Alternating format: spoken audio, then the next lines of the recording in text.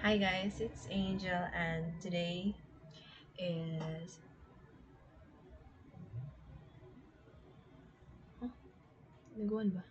Ay basta guys, it's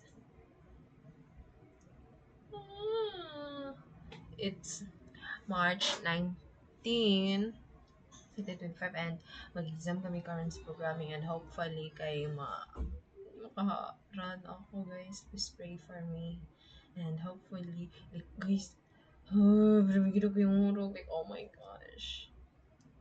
Hopefully kaya ko ini. Bahala dili perfect as long as na ako'y score. Like, sorry, pero I'm aiming na maka-score ako ng 100. Ay, so far okay. But yeah, hopefully. Or actually, medyo times naman. Pero, sa good ba? Tanggol sa kutok na. Oh my gosh. Stop mo yun and guys, wala na ba kong gikuhan? Wait, accept ni Sir Martin. Wow. Make it easier.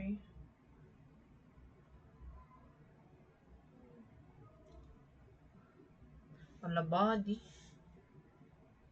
Dugay ako nag-isip ka ano.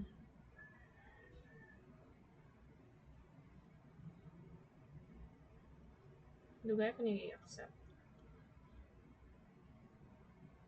Yeah, I'm asking to join. Yeah, di makita. But yeah.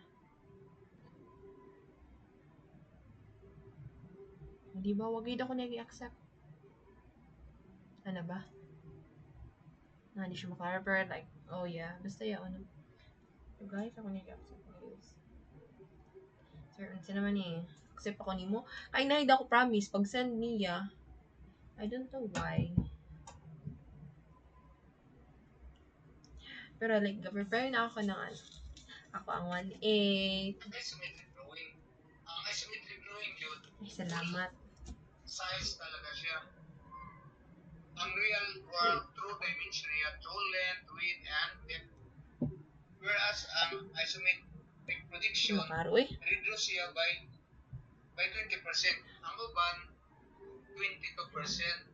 The other book, but sa usual practice yun, ang gamit, basta 20% pag reduce nimo. But in presenting, okay guys.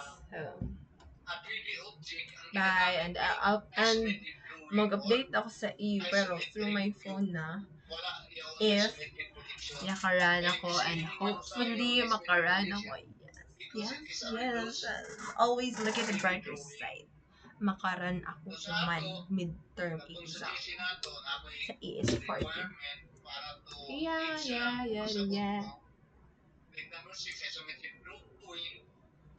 Hopefully dili dako ikadayo ng mga numbers in how to listen. Why guys, please pray for me.